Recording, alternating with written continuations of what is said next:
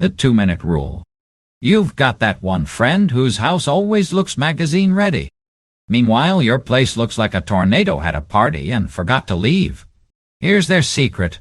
If it takes less than 2 minutes, they do it immediately. Dishes in the sink, wash them now. Jacket on the chair, hang it up. Junk mail on the counter, trash it instantly. But you tell yourself you'll do it later. Spoiler alert, later never comes.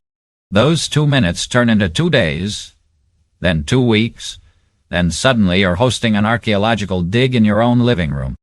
Smart people know that small messes pile up fast. Lazy people think they're saving time by waiting. They're not. They're just creating future problems while pretending it's efficiency. One in, one out. Some people buy new clothes, new gadgets, new random things from Amazon, and never get rid of anything.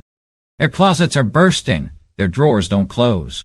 Their house is basically a storage unit they happen to sleep in. Plan house people follow a brutal rule. Buy something new, throw something old out, new shirt, old shirt goes to donation. New mug? Goodbye chipped one from college. This isn't about being minimalist. It's about understanding basic math. Your house has limited space. Your stuff keeps multiplying. Eventually you're just living in a warehouse full of things you don't use. If you can't fit everything comfortably, you don't have a space problem. You have a hoarding problem.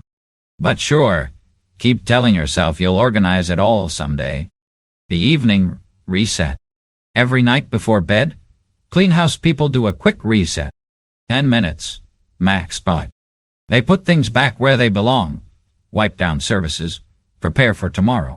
But you leave everything exactly where it landed. Dishes on the coffee table, shoes in the hallway. Tomorrow morning's problems scattered across today's mess. Here's the thing.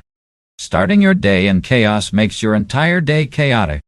Your brain sees mess and immediately feels stressed.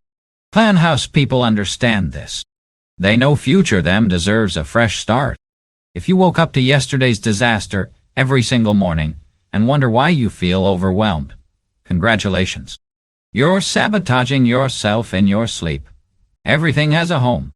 You know that chair in your bedroom, the one covered in clothes that aren't dirty enough for laundry, but not clean enough to put away?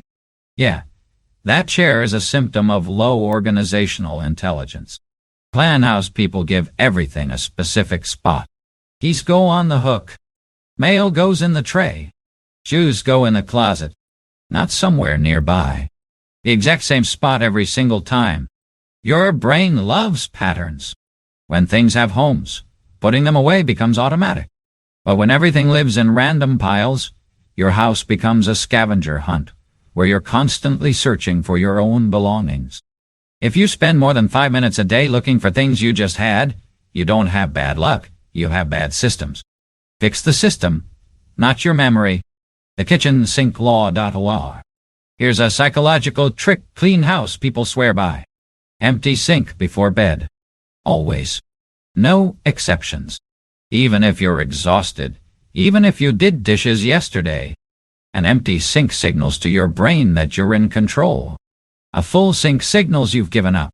And once your brain thinks you've given up in one area, it starts giving up everywhere else.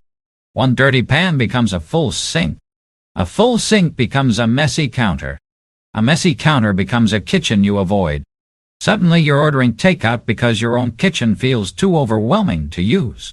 If your sink is constantly full, and you wonder why you can't keep anything else clean, that's because mess breeds mess.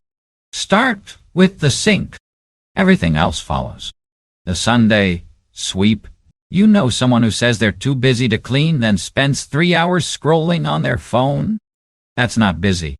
That's avoidance with extra steps. Plan house people dictate 1 hour every week to a full sweep. Vacuum, dust, bathroom, kitchen. Not perfect, just maintained. Because they understand that small, consistent effort beats panicked marathon cleaning session. But lazy people, they ignore everything until guests are coming over, then spend an entire Saturday deep cleaning in a stress-induced panic. They reorganize closets they haven't touched in months. They scrub baseboards like their life depends on it. All because they couldn't spare 20 minutes twice a week. If you're constantly doing emergency cleaning instead of maintenance cleaning, you're working harder, not smarter. The laundry loop that most people screw up. Here's where people fail. They wash clothes, they dry clothes, then leave them in the basket for 3 days, or worse, on the floor. Clean clothes mix with dirty clothes until nothing makes sense anymore. Plan house people finish the loop. Wash, dry, fold, put away. Same day, because they know that I'll fold it later, is the gateway drug to living out of a laundry basket forever. If you're constantly rewashing clean clothes because you can't remember if they're actually clean, you've created your own personal hell. The laundry was done. You just refuse to finish the job. The flat surface rule. Kitchen counter, dining table, coffee table, bathroom, sink. Every flat surface in your house is currently covered in random stuff, isn't it? Penthouse people keep flat surfaces clear, not empty, just functional, because they understand that flat surfaces are visual clutter magnets. One thing becomes 5 things, becomes 20 things, becomes, I guess this is a permanent pile now. Your counters aren't storage. Your table isn't a filing cabinet. Your bathroom sink isn't a product display. If you can't see the actual surface, you don't have a cozy home. You have a warehouse with a bed. The trash can strategy. Some people have one trash can for their entire house, usually in the kitchen, maybe one in the bathroom if they're fancy. Then they wonder why trash piles up everywhere else. Smart people put trash cans in every room, bedroom, living room, home office, anywhere they spend time, because they understand basic human psychology.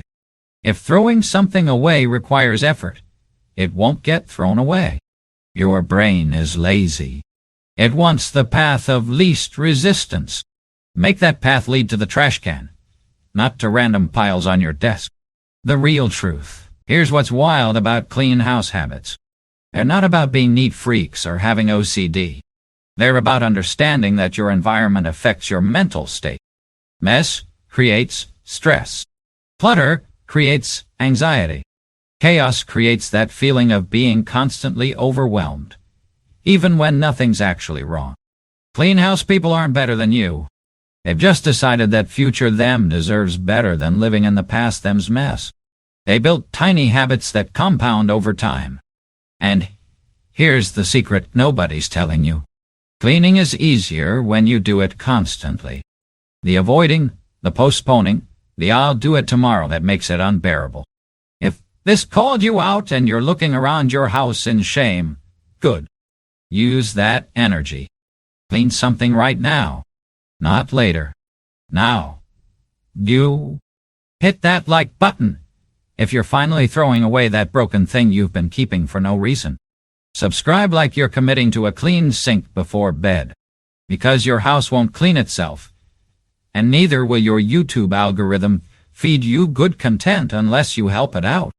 Same energy, different mass, way better living.